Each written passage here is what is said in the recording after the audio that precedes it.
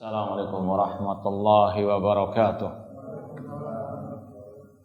Innal hamdalillah nahmaduhu wa nasta'inuhu wa nastaghfiruh wa na'udzu billahi min syururi anfusina wa min sayyiati a'malina.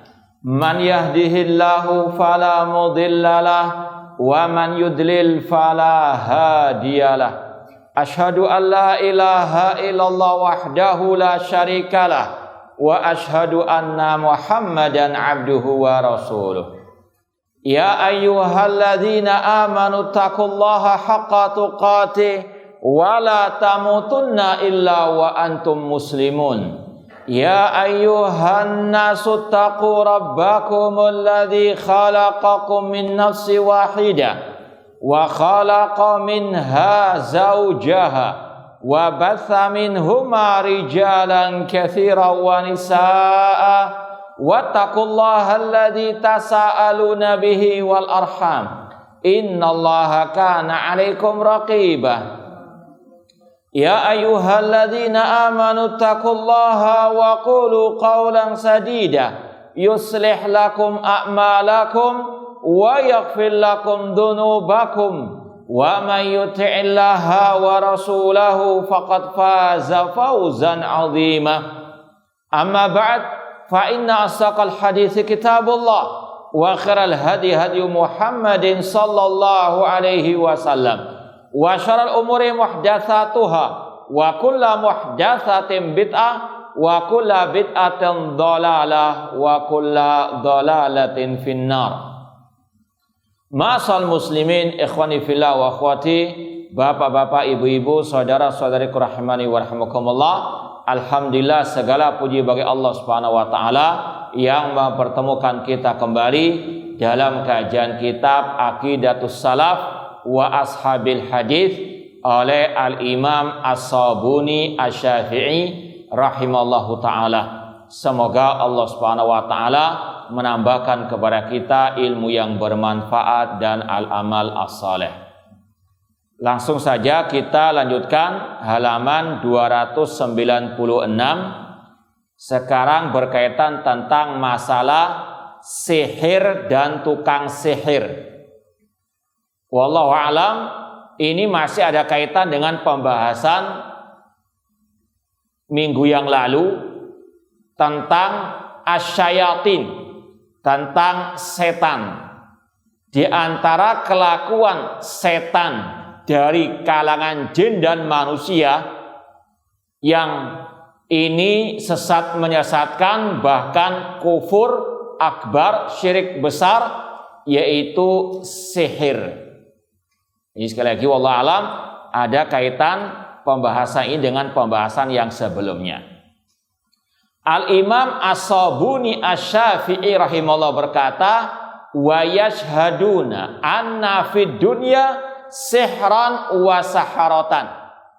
Ahlu sunnah wal jamaah, ulama salaf bersaksi, berkeyakinan bahwasanya di dunia itu ada namanya sihir dan tukang-tukang sihir. Illa annahum la yadurruna ahadan illa biidnillahi azza wa jalla. Namun mereka meyakini tukang-tukang sihir itu tidak bisa mencelakai seorang pun kecuali dengan seizin dari Allah, kecuali dengan takdir, kehendak kauni dari Allah azza wa jalla. Allah berfirman dalam surat Al-Baqarah ayat 102, wa ma hum bidarrina bihi min ahadin illa biidznillah. Tidaklah mereka tukang-tukang sihir bisa mencelakakan seorang pun kecuali dengan seizin dari Allah. Kita baca semua pembahasan ini. Kemudian kata Imam As-Sabuni Asy-Syafi'i, wa man sahara minhum wasta'mala sihra wa taqada annahu yadur aw yanfa bi ghairi idnillahi ta'ala faqad kafara. Barang siapa yang melakukan sihir, menggunakan sihir dan dia meyakini sihir itu bisa mendatangkan manfaat dan madarat tanpa seizin dari Allah, maka dia kafir. Wa idza wasafa ma yakfur bihi ustutiba.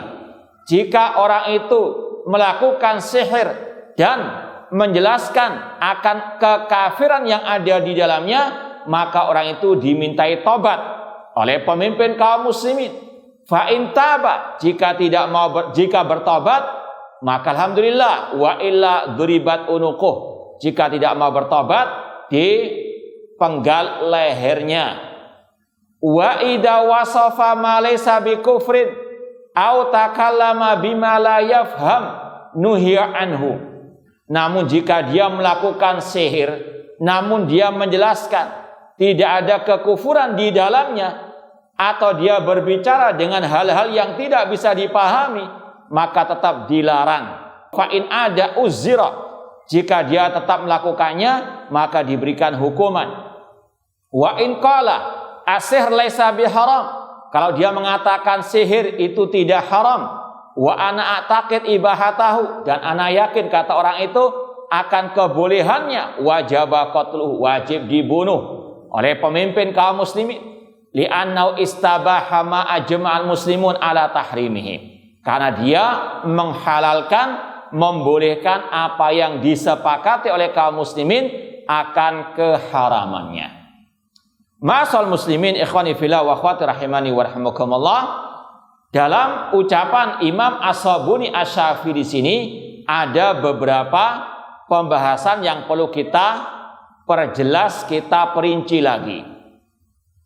Yang pertama berkaitan dengan masalah definisi sihir.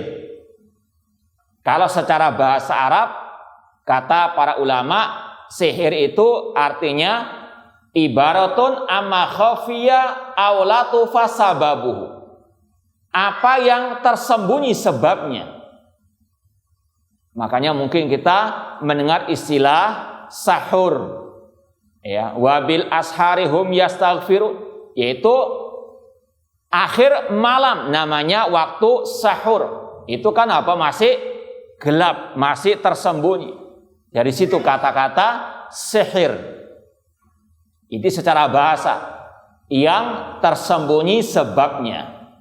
Adapun secara istilah syar'i, kata para ulama, di antara maknanya, definisinya, yaitu azaim, jimat-jimat, waruqa, jampi-jampi, wauqat, ikatan-ikatan dari kalangan setan, jin dan manusia. Nanti akan disampaikan, ini adalah kerjasama antara jin atau setan jin dan setan manusia untuk melakukan tadi jimat-jimat, jampi-jampi, dan ikatan-ikatan buhul yang bisa mempengaruhi hati dan juga badan manusia sehingga bisa mendatangkan rasa sakit, bahkan bisa membunuh. Namun tadi dengan seizin dari Allah Subhanahu wa ta'ala, dan juga bisa yufarriqu bainal mar'i wa zauji, memisahkan antara seseorang dengan istrinya. Ana ulangi lagi, sihir secara definisi syar'i adalah jimat-jimat, jampi-jampi, ikatan-ikatan buhul yang dipakai oleh setan jin dan manusia. Antum kasih dalam kurung. Ini kita tambahkan, yang dipakai oleh setan jin dan manusia, yang bisa mempengaruhi hati dan badan manusia hingga bisa mendatangkan rasa sakit, bahkan bisa membunuh, dan juga bisa memisahkan antara seseorang dengan istrinya.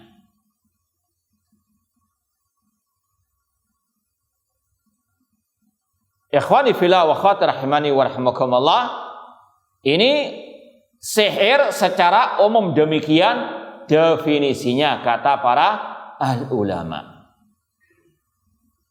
Ada jimat-jimat, insya Allah tidak asing lagi bagi antum bagaimana jimat itu, bentuknya bagaimana, Ya, ini macam-macam, antara yang bentuknya keris, bentuknya tombak, atau mungkin kerupuk, ada enggak? Ya macam-macam lah sudah. Namun di situ biasanya ada tulisan-tulisan yang dicampur adukan. Kadang juga ditulis ayat-ayat Al-Quran. Cuma digabung dengan ucapan-ucapan yang di situ pasti ada kekafirannya. Karena itu kesepakatan antara setan, jin, dan manusia. Kalau istilah para ulama, ini ada hukum suap menyuap antara setan, jin, dan manusia. Dukun-dukun, tukang sihir tidak mungkin bisa melakukan sihirnya kecuali dengan bantuan dari setan, jin. Dan setan, jin nggak mau ngasih bantuan cuma-cuma. Harus apa? Ada balas budi, hutang budi. Harus dukunnya tadi melakukan perbuatan-perbuatan yang kufur, yang syirik akbar. Dan ini sebetulnya sudah rahasia umum. Apalagi di negeri Arab Saudi sana, dukun ataupun tukang sihir itu kayak teroris. Diperlakukan kayak teroris di DPO. Ketemu dihukum mati. Ini hukum Islam terhadap mereka. Bukan malah ditokohkan atau dipuja-puji. Karena mereka lebih kejam daripada apa? Teroris. Kalau teroris terang-terangan. Kalau mereka ini apa? Sembunyi-sembunyi. Bahkan pakai kedok apa?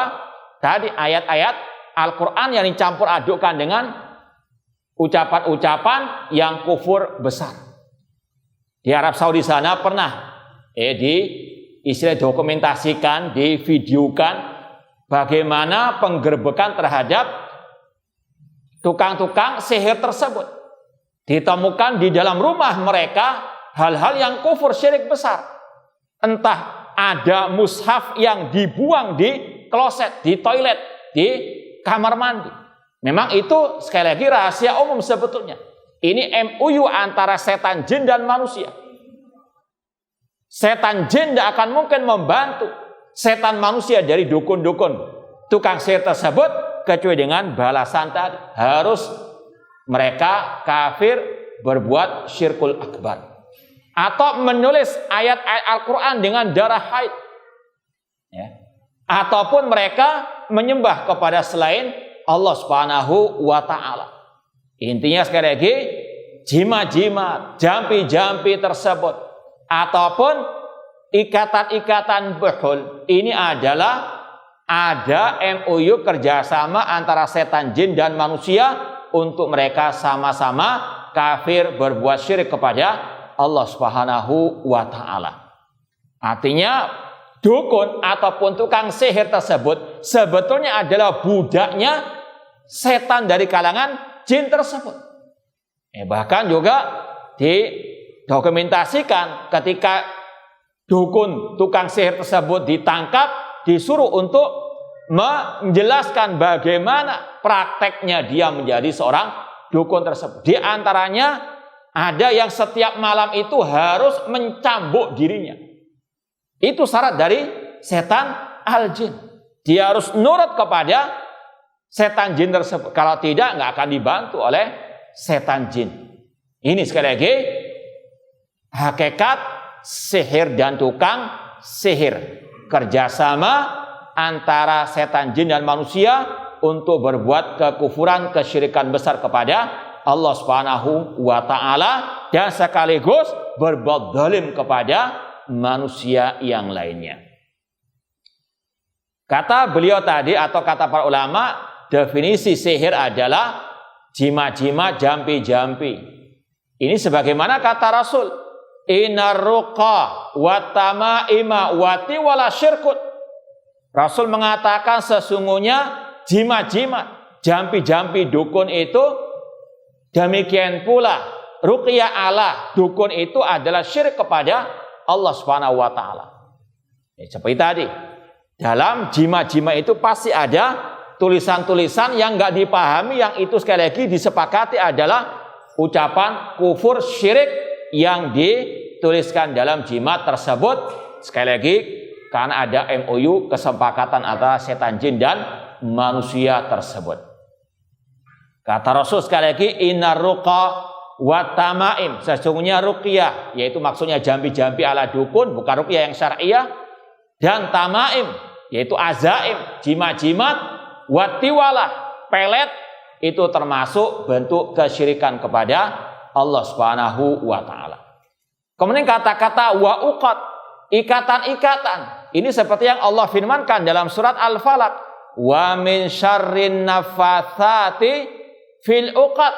Aku berlindung kepada Allah dari kejahatan, kejelekan perempuan-perempuan tukang sihir yang mengikat dalam ikatan-ikatan pun. Ini salah satu cara tukang sihir untuk menyihir, membuat ikatan, entah mungkin kertas ataupun mungkin benang diikat dengan tali atau yang lainnya. Yang sekali lagi di situ pasti ada ucapan-ucapan kufur syirik, kemudian ditiup dengan tiupan setan. Intinya sekali lagi, ini hakikat sihir yang ada. Dan sekali lagi, dalam surat Al-Falaq tadi, wa min syarrin naffatsati fil uqad. Kata ulama, kenapa kok disebutkan wanita tukang sihir? Makanya ada istilah nenek sihir, nggak ada kakek sihir. Bukan berarti nggak ada. Cuma di zaman jahiliyah memang banyak tukang-tukang sihir dari kaum wanita. Makanya disebutkan wa min syarrin naffatsati fil uqad. Aku berlindung kepada Allah dari kejahatan, kejelekan tukang-tukang sihir wanita yang mengikat dalam ikatan-ikatan buhul atau sihir. Sekali lagi, ini adalah kerjasama setan jin dan manusia untuk berbuat kesyirikan, kekufuran, dan sekaligus mendolimi manusia. Pembahasan yang kedua, ini yang sebetulnya lebih ditekankan dalam pembahasan kitab akidah. Kata Imam As-Sabuni Asy-Syafi'i, mereka ahlu sunnah, ulama salaf bersaksi bahwasanya di dunia itu betul-betul ada sihir dan tukang sihir. Ini untuk membantah kelompok Mu'tazilah, kelompok yang menuhankan akal. Mereka nggak mempercayai adanya sihir tersebut. Kata mereka tidak ada hakikat sihir tersebut, karena kata mereka nggak masuk logika. Maka dibantah oleh para ahli ulama. Seperti tadi, kalau sihir itu tidak ada, tidak mungkin Allah memerintahkan kita berlindung kepadanya dari kejelekan tukang-tukang sihir tadi. Wa min syarrin naffatsati fil uqad. Ya secara logika saja, ya ini membantah logika mereka. Mereka pakai logika, kita pakai logika. Misalnya di dalam masjid ditulisi awas ada buaya, padahal tidak ada Ini kan nggak masuk logika. Ketika Allah mengatakan Qul a'udzu birabbil falaq sampai wa min syarri naffatsati fil uqad, maka benar-benar ada namanya sihir dan tukang sihir tersebut dan kejahatan, kejelekan mereka. Ini sekali lagi Allah jelas-jelas menyatakan sihir itu ada, tukang sihir itu ada. Kemudian tentunya ijma para ulama Ahlussunnah. Makanya dalam kitab-kitab akidah di antaranya disebutkan pembahasan ini untuk membantah kelompok Mu'tazilah. Apalagi yang sudah masyhur kisah antara Nabi Musa dengan tukang-tukang sihir Fir'aun. Ini sekali lagi tidak bisa dibantah lagi. Betul-betul itu adanya sihir, ada sihir itu. Dan mereka pun bertobat kepada Allah Subhanahu wa taala. Demikian pula dalam Sahih Bukhari, Aisyah radhiyallahu anha ummul mukminin mengkisahkan suhiran Nabi sallallahu alaihi wasallam. Nabi dahulu pernah disihir oleh seorang Yahudi yang bernama Labid bin Al-Aqsam Al-Yahudi. Dengan yukhayyal ilai, dikhayalkan kepada Nabi beliau berbuat sesuatu padahal tidak berbuat sesuatu. Itu dalam Sahih Bukhari ada. Dan ini pula yang diingkari oleh sebagian kelompok-kelompok sesat, padahal hadisnya dalam Sahih apa? Bukhari. Namun itu tidak mengurangi kemaksuman Nabi Shallallahu Alaihi Wasallam dalam menyampaikan apa? Wahyu Al-Quran dan Sunnah Rasul Shallallahu Alaihi Wasallam. Sihirnya mempengaruhi beliau dalam hal beliau seolah-olah berbuat sesuatu, namun beliau tidak apa? Berbuat sesuatu pada hakikatnya. Itu saja. Ya, namun terakhirnya beliau diobati oleh malaikat yang meruqyah Nabi Shallallahu Alaihi Wasallam dan disembuhkan oleh Allah Subhanahu wa Ta'ala. Dan ternyata memang ada istilahnya seperti ikatan-ikatan buhul yang disembunyikan oleh tukang sihir tadi, Labid bin Al-Asam Al-Yahudi. Dan hadisnya sekali lagi dalam Sahih Bukhari.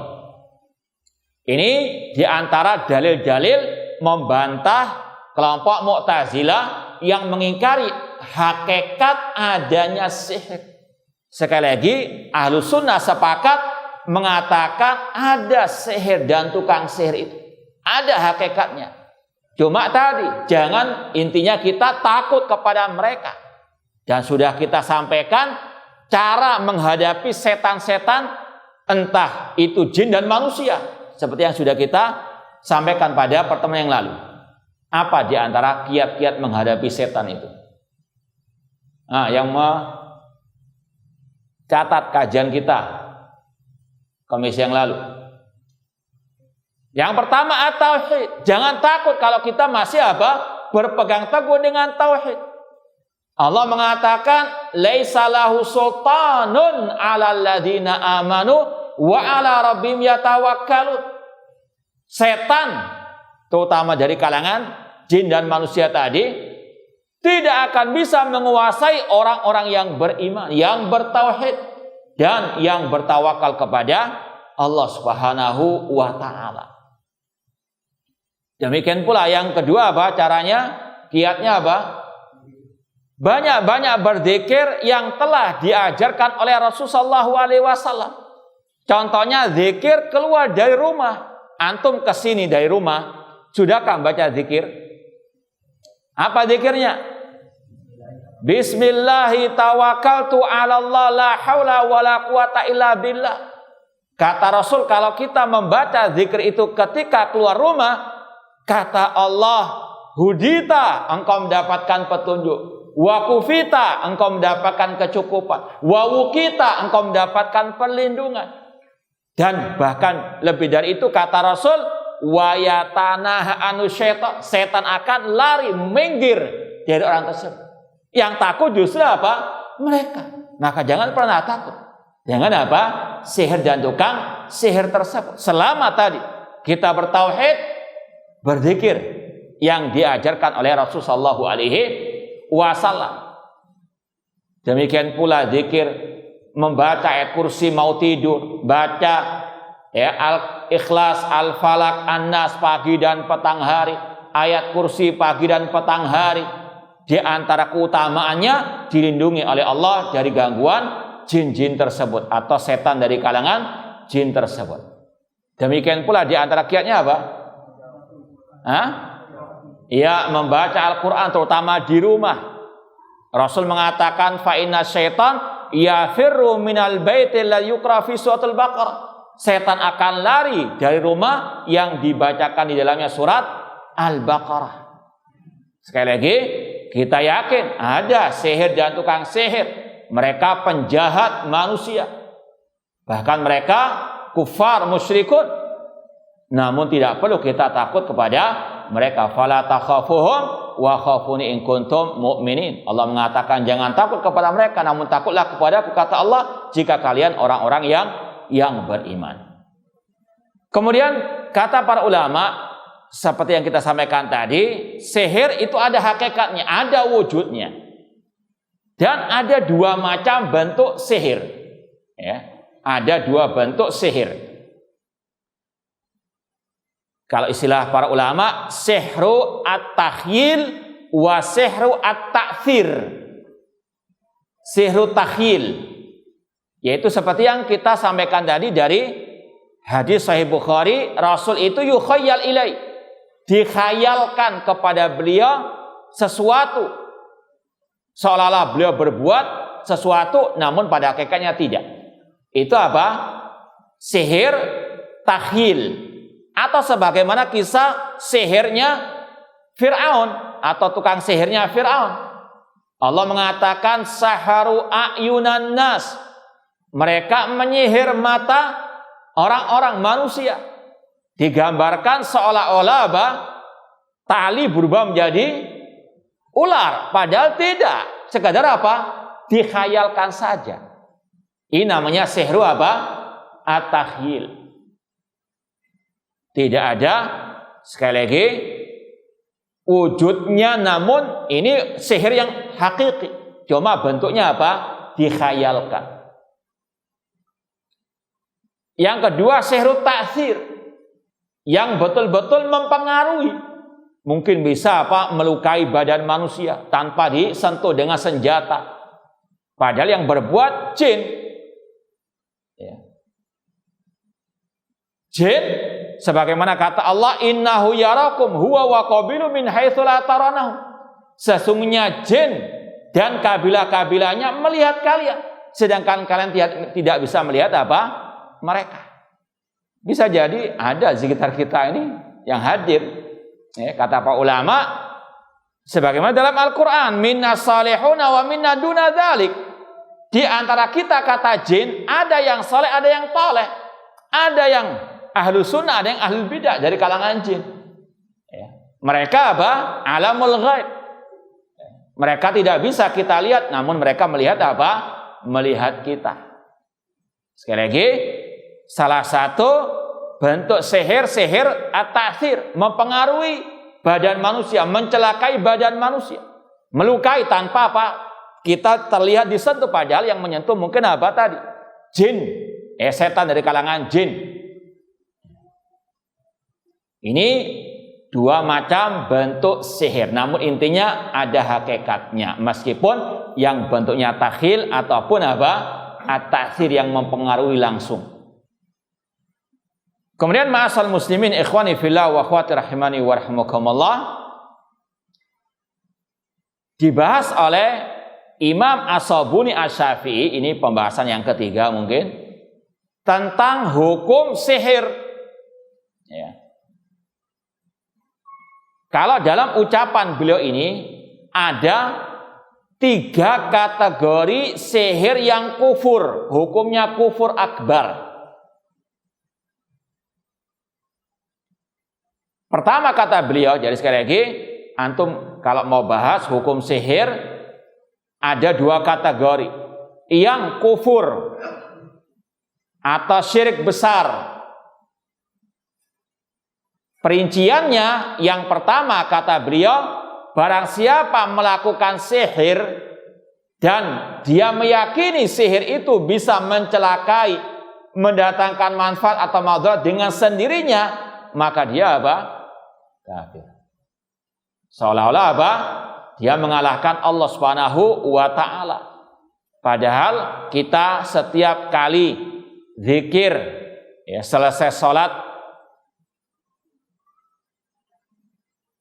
diajarkan Rasul zikir, Allahumma la mani'a lima a'tait wa la mu'tiya lima mana. Yang bisa mendatangkan manfaat, madarat, mencegah, memberi hanyalah Allah Subhanahu wa ta'ala.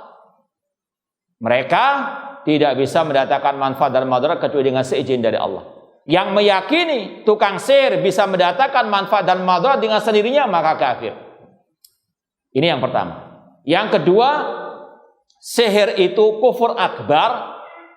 Kalau tadi dia ketika mungkin diinterogasi oleh aparat keamanan dan dia mengkisahkan sihirnya itu memakai cara-cara yang tadi, menulis mushaf dengan ayat Al-Quran dengan tinta dari darah haid, atau membuang mushaf di toilet, ataupun dia menyembah kepada selain Allah, maka jelas ini sihir yang kufur apa? Akbar. Dan ini yang al-ghalib, ya. Secara umum namanya sihir itu demikian. Nggak mungkin melakukan sihir kecuali apa? melakukan perbuatan-perbuatan syirik dan kufur besar. Makanya Allah dalam surat Al-Baqarah tadi 102 itu banyak menyatakan kekafiran sihir dan tukang sihir. Wattaba'u ma tatlu syayatinu ala mulki Sulaiman wa ma kafara Sulaiman walakinna syayatina kafaru yu'allimuna nasa sihra. Mereka mengikuti wattaba'u ma tatlu, apa yang dibacakan oleh setan-setan di zaman kerajaan Nabi Sulaiman. Wa ma kafara Sulaiman, Nabi Sulaiman tidak kafir. Ini Allah sampaikan untuk membantah orang-orang Yahudi yang menuduh Nabi Sulaiman itu menggunakan sihir. Allah katakan Nabi Sulaiman tidak kafir. Ada makna yang tersirat di situ. Nabi Sulaiman tidak kafir karena beliau tidak menggunakan sihir, alias sihir itu apa hukumnya? Kufur.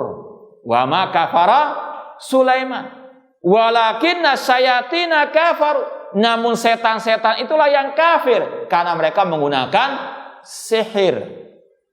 Dalam ayat ini ada sekali lagi penjelasan dari Allah tentang hukum sihir itu jelas-jelas kufur. Innama nahnu fitnatun fala takfur.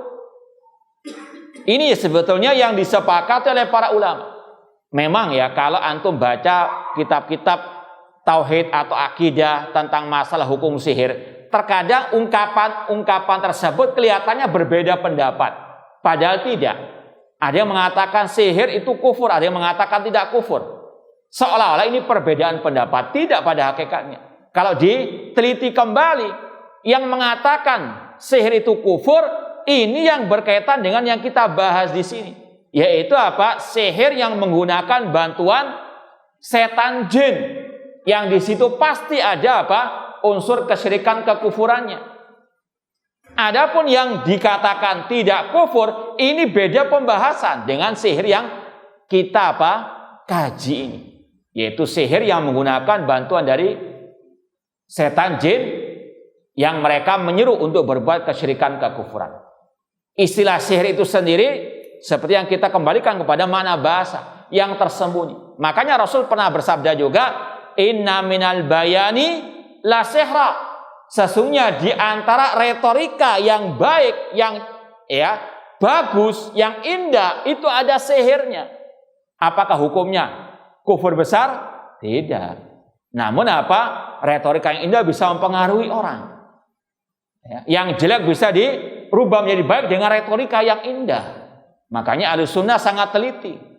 Jangan sekedar retorika yang indah kemudian ditelan mentah-mentah. Timbang dengan Al-Quran dan Sunnah Rasulullah SAW. Atau kalau istilah kita lah. Namanya dukun secara asal, kata Rasul, man ata kahinan au arrafan fasaddaqa bima yaqul faqad kafara bima unzila ala Muhammad. Barang siapa mendatangi dukun atau tukang ramal, maka dia telah kafir kepada Al-Quran yang diturunkan kepada Nabi Muhammad. Yang mendatangi saja dan membenarkan ucapannya kafir, apalagi dukun dan peramalnya. Paham? Ini secara asal demikian hukumnya. Beda cuma sekedar kata-kata ya. Ada dukun pijet, ada dukun bayi. Paham ya? Secara asal kita katakan perdukunan haram, kufur akbar, syirik besar. Kalau ada yang bertanya, lu gimana dukun pijet? Ini di luar pembahasan yang disabdakan oleh Rasul. Barang siapa mendatangi dukun tukang ramal, ini yang berkaitan dengan tadi. Hal-hal yang kufur besar seperti tukang ramal, meramal nasib orang. Ini syirkun akbar. Dukun tadi menggunakan sihirnya, jimat-jimat dan sebagainya. Ini kufur akbar. Beda dengan dukun pijet, dukun baik, kecuali kalau dukun pijetnya pakai juga ini lain. Cuma secara umum kan beda. Cuma sekedar sekali lagi persamaan kata enggak mengharuskan persamaan dalam hakikatnya. Sama dengan sihir di sini. Kalau ada ungkapan ulama mengatakan sihir ini kufur akbar, syirik besar, yang lain mengatakan tidak. Ini kita kalau teliti kembali, kata para ulama, ini dua pembahasan yang berbeda.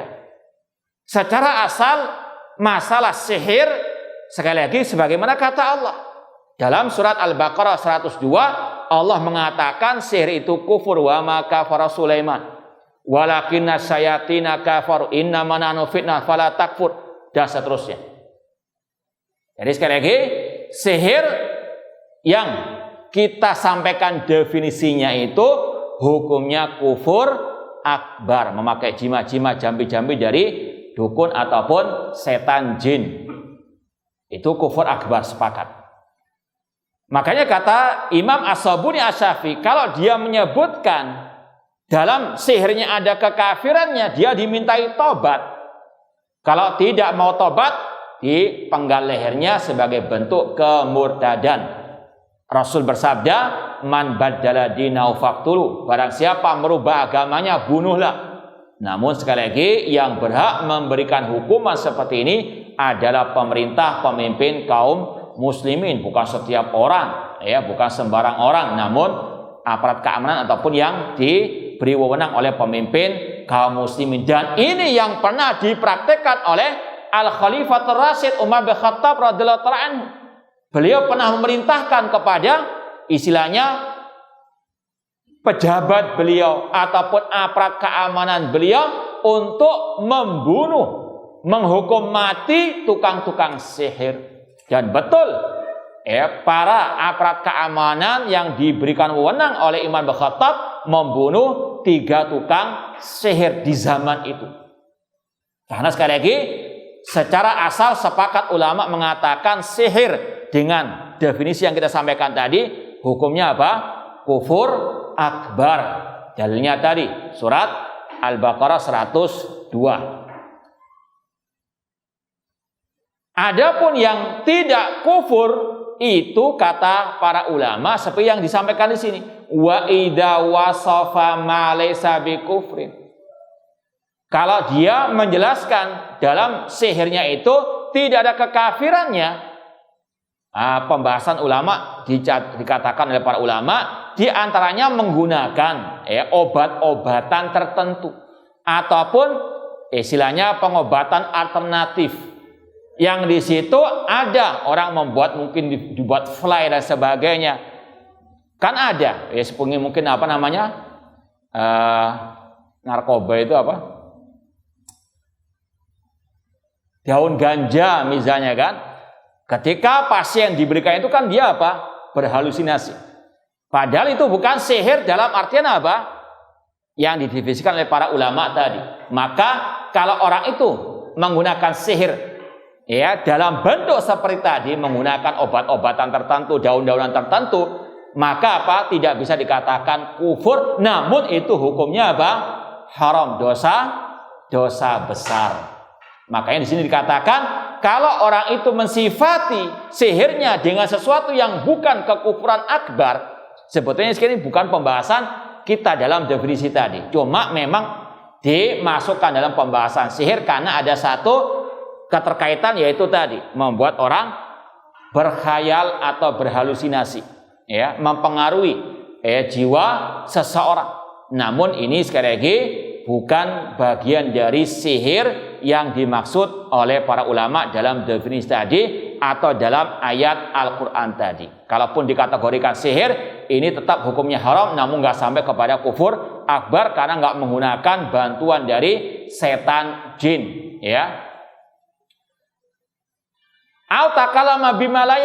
atau dia menggunakan jambi-jambi dengan ucapan yang nggak bisa dipahami, maka tetap dilarang. Nuhiya anhu, dilarang. Fa'in ada, jika tetap bersikeras melakukan sihirnya tadi, uzira, diberikan sanksi. Terserah sanksinya itu apa menurut pemerintah kaum muslimin. Namanya at-ta'zir, diberikan sanksi. Kemudian yang kufur akbar juga kategorinya jika dia menghalalkan apa? Sihir. Maka hukumnya kufur akbar sebagaimana orang itu menghalalkan perzinahan, menghalalkan minuman keras, menghalalkan narkoba, pembunuhan terhadap orang yang beriman misalnya. Maka secara ijma yang menghalalkan apa yang Allah haramkan, maka orang itu kufur al-akbar. Jadi saya ulangi lagi, hukum sihir ada dua, ya, dari dua sisi yang berbeda juga. Meskipun kita tegaskan, kita tekankan, kalau namanya sihir secara umum itu hukumnya apa? Kufur akbar. Ya, ini secara umum. Namun memang para ulama memperinci dalam artian karena ada dua sisi sihir yang berbeda. Sihir yang menggunakan bantuan setan jin ini kufur akbar, syirik akbar. Yang tidak menggunakan itu alias tidak sampai kepada kekufuran perbuatannya, tidak dikatakan kufur akbar. Sesuai dengan istilahnya inti permasalahannya. Meskipun sekali lagi ana tegaskan, pembahasan sihir yang al-ghalib kebanyakannya yang kufur, yang menggunakan bantuan setan, jin dan manusia. Dan dukun-dukun mereka apa? Sekali lagi tidak bisa melakukan sihir ataupun aktivitas perdukunannya kecuali dengan bantuan setan jin tersebut, dan setan jin tidak akan mau membantu kecuali dengan tadi syaratnya. Yang syarat itu pasti kufur akbar. Makanya dukun kalau mau tobat ini luar biasa beratnya. Karena apa? Setan dari kalangan jin tidak akan membiarkannya begitu saja bertobat. Diganggu habis-habisan. Naudzubillahi min dzalik. Ma'asal muslimin ikhwani fillah wa akhwati rahimani wa rahimakumullah. Kemudian yang perlu kita sampaikan tadi, kiat-kiat melawan setan tadi yang kita sampaikan itu juga merupakan pembahasan bagaimana cara kita terbebas dari sihir sebelum atau sesudahnya, naudzubillah min dzalik. Entah sebagai pencegahan dan sekaligus sebagai pengobatan. Naudzubillah min dzalik, semoga Allah menjauhkan kita dari sihir dan tukang sihir. Untuk pencegahan dari kejahatan sihir pakai tadi at-tauhid. Terus berpegang teguh dengan tauhid, tawakal kepada, gantungkan hati kepada Allah, jangan takut kecuali kepada Allah. Kemudian membentengi diri dengan zikir-zikir yang Rasul ajarkan. Seperti tadi, baca ayat kursi sebelum tidur, ayat kursi pagi dan petang hari, baca Al-Ikhlas, Al-Falaq, An-Nas 3 kali pagi dan petang hari, baca zikir a'udzu bikalimatillahi tammati min syarri ma khalaq pagi dan petang hari, atau ketika kita masuk rumah kosong atau rumah lain, atau membaca zikir a'udzu bikalimatillahi tammati min syarri ma khalaq pagi dan petang hari sekali-sekali, membaca zikir bismillahilladzi la yadurru ma'asmihi syai'un fil ardi wala fis sama wa huwas samiul alim. Zikir-zikir yang memang Rasul tegaskan di situ bisa menjaga kita dari gangguan apa? Jin atau setan dari kalangan al-jin. Kemudian juga tadi membaca surat Al-Baqarah. Tentunya juga dengan kita banyak beribadah kepada Allah, mendekatkan diri kepada Allah Subhanahu wa taala. Ini kiat pencegahan dan sekaligus sebagai obatnya. Kalaupun ada yang terkena, itu yang harus juga dilalui. Perkokoh tauhid, banyak berzikir, baca Al-Qur'an, banyak taat kepada Allah Subhanahu wa taala. Dan sekaligus kalau sudah terkena, bisa pakai ruqyah syar'iyah. Ruqyah syar'iyah pengobatan dengan dibacakan ayat-ayat Al-Qur'an. Sebagaimana kata Allah, wa nunazzilu minal qur'ani ma huwa syifa, dan kami turunkan dalam Al-Qur'an fihi syifa, di dalamnya ada syifa, ada obat, ada penawar, di antaranya dari penyakit tadi atau musibah, bala berupa sihir. Seperti yang Rasul sampaikan tadi, bahwasanya beliau ketika disihir diruqyah oleh 2 malaikat, di antaranya dibacakan al-muawwidatain, al-falaq dan an-nas. Yang terkena sihir di antara cara mengobatinya bacakan al-falaq dan an-nas. Demikian pula ayat-ayat Al-Qur'an yang lainnya. Insyaallah kita lanjutkan ba'dal adzan. Kalau mungkin ada yang bertanya, silakan ditulis di kertas. Baik, ini sudah ada pertanyaan yang masuk. Yang pertama, ayah ana terkena sakit dulu waktu kerja, dikirim oleh kolega kantor yang sakit hati. Ayah ana disembuhkan atau diobati lah istilahnya, diobati oleh orang pintar bujuk ya, dukun ataupun ya tadi tukang ramal ataupun tukang sihir yang diistilahkan orang pintar. Ini termasuk ya istilahnya mengkaburkan makna yang sebenarnya ya. Orang pintar apa? Pintar tadi, pintar bujuk, padahal ini sekali lagi orang kafir yang musyrik ya. Setelah merasakan sakit yang sangat selama sebulan lebih, memang ditemukan paku, jarum dan lain-lain di badan ayah ana. Setelah itu sembuh. Apa boleh percaya atas temuan paku jarum itu di tubuh ayah ana? Bagaimana status orang pintar ini? Apakah itu yang sekali lagi pakai kata-kata ya tukang sihir atau orang pintar bujuk lah istilahnya. Ma'asal muslimin ikhwani fillah wa akhwati rahimani wa rahimakumullah, sekali lagi yang dinamakan tukang sihir, dukun dalam makna yang sejatinya itu tidak lain mereka adalah orang kafir musyrik yang datang saja membenarkan ucapannya, kata Rasul, kafir terhadap Al-Quran yang diturunkan kepada Nabi Muhammad, apalagi tukang sihirnya, tukang ramal dukunnya. Adapun pembahasan ini berkaitan dengan istilahnya an-nusrah, yaitu mengobati sakit sihir dengan sihir juga. Ya, disihir oleh tukang sihir dukun, datang kepada dukun yang lain. Ini ya perumpamaannya seperti tadi, setan jin dan manusia itu ada kemiripan. Setan manusia diantaranya para preman, ya. Preman kan ada yang kelas kakap, kelas apa? Dari sama setan apa jin, ada kelas kakap, kelas teri. Kalau yang menyihir itu dukun yang minta bantuan setan jin kelas teri, ya, kena orang itu. Kemudian yang sakit datang kepada dukun yang mempunyai kerjasama dengan jin kelas kakap, yang kelas teri pasti apa? Lewat, ditendang sudah. Bisa apa? Terobati, sembuh dengan seizin dari Allah.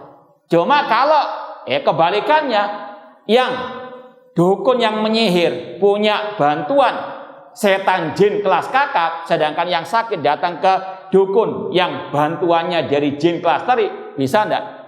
Ditelan malah, ya kan? Makanya sekali lagi haram mengobati sihir dengan apa? Sihir. Makanya kita sampaikan tadi, dalam Islam sudah ada cara pengobatan yang syar'i. Tetap berpegang dengan tauhid, baca zikir-zikir dan sebagainya. Namanya apa? Sakit ada usaha, cuma usaha yang apa? Yang syar'i. Kemudian adapun penemuan paku dan sebagainya, wallahu alam, bisa benar bisa tidak. Apalagi sekarang kan banyak dukun-dukun apa? Abal-abal, seperti itulah istilahnya. Hukumnya ini apa? Dusta, haram, ya. Kalaupun betul, sekali lagi ini semuanya dengan bantuan tadi setan dari kalangan al-jin. Ya, namun kita nggak boleh percaya tentang kebenaran pengobatan tersebut. Ikhwani fillah wa akhwati rahimani wa rahimakumullah, intinya sekali lagi sihir, tukang sihir kufur dan kafir pelakunya, ya, dan tidak boleh berobat kepada mereka ataupun yang semisal dengan mereka. Islam membolehkan pengobatan lewat dua jalur. Jalur yang syar'i tadi lewat ruqyah syariah, dibacakan ayat, doa-doa ala Rasulullah SAW, atau pengobatan yang mubah. Ada pengobatan medis, ada pengobatan ya alternatif yang memang itu apa? Terbukti dengan secara ilmiah, bukan ala dukun tadi. Makanya beda antara obat dengan jimat. Kita boleh berobat dengan obat-obat yang mubah, tadawaw kata Rasul, namun Islam Rasul mengharamkan jimat-jimat tadi, ya. Apa hikmah tersihirnya Nabi padahal beliau adalah imam ahli tauhid dan beliau juga rajin baca Quran dan senantiasa berzikir? Nah, ini pertanyaan sangat bagus untuk membantah juga orang-orang yang mengingkari kejadian ini, padahal dalam Sahih Bukhari. Yang pertama tadi, tidak mengurangi kedudukan kemuliaan beliau, tidak istilahnya mengurangi kemaksuman beliau dalam menyampaikan wahyu ilahi, tidak terpengaruh sama sekali, tidak ada yang berubah dari wahyu Allah Subhanahu wa taala. Ini sebagaimana penyakit, ya, badan dan sebagainya. Rasul juga terkena apa? Sakit. Ya, ini juga sama, ya. Dan ini juga hikmahnya menunjukkan Nabi Muhammad itu manusia biasa. Innama ana basarun mislukum. Rasul juga terkena, ya, musibah penyakit juga. Makanya Rasul tidak boleh disembah. Rasul sakit, maka jangan minta kesembuhan kepada Rasul, minta kepada Allah. Ini salah satu hikmah yang luar biasa menguatkan tauhid kita. Rasul manusia termulia, iya, namun tetap statusnya sebagai manusia. Beliau, ya, tertimpa apa yang menimpa manusia dari rasa sakit dan sebagainya.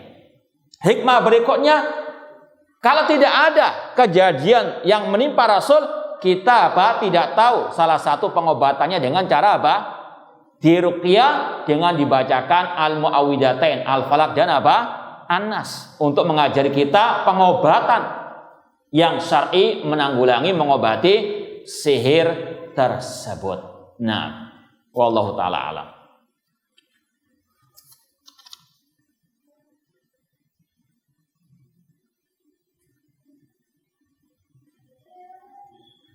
Ini ma ra'yukum anil ladzi yatlubu ruqyah wa man ladzi yatlubuha lam yadkhul jannah bila hisab wal adab. Ini berkaitan dengan sabda Rasul, 70.000 dari umatnya yang masuk surga tanpa hisab, tanpa adab.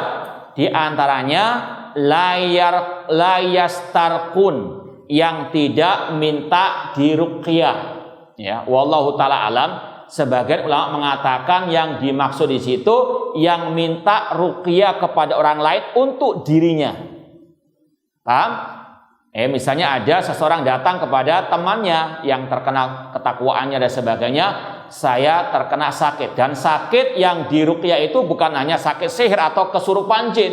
Semua sakit itu diantara obatnya Al-Quranul Karim. Al-Quran bukan sekedar mengobati yang terkena sihir ataupun yang kena kesurupan jin, namun semua penyakit jasmani rohani bisa diobati dengan apa? Al-Quranul Al-Karim. Namun namanya obat itu sekali lagi butuh sugesti, butuh yang lainnya, ya. Intinya yang dimaksud dalam hadis tadi yang meminta ruqyah untuk dirinya. Adapun meminta ruqyah untuk orang lain itu tidak termasuk ke dalam yang dilarang oleh Rasulullah SAW. Ada pula yang mengatakan sebetulnya tidak masalah juga meminta apa? Ruqyah meskipun untuk dirinya sendiri. Wallahu taala a'lam. Kalau baca ruqyah ditutup di air apakah boleh? Iya, selama tadi tidak ada unsur-unsur yang mengandung kesyirikan. Karena sekali lagi dukun-dukun terkadang mencampur adukan antara bacaan ayat dengan bacaan-bacaan yang berasal dari setan dari kalangan jin tersebut. Perlu ini pembahasan panjang masalah ruqyah. Wallahu a'lam. Semoga Allah menjauhkan kita dari segala kejahatan setan, jin dan manusia, dan semoga Allah menyelamatkan kita di dunia wal akhirah. Kurang lebihnya mohon maaf. Wa jazakumullahu khairan wa barakallahu fikum. Aqulu qouli hadza wa akhiru da'wana anil hamdulillahi rabbil alamin. Wassalamualaikum warahmatullahi wabarakatuh.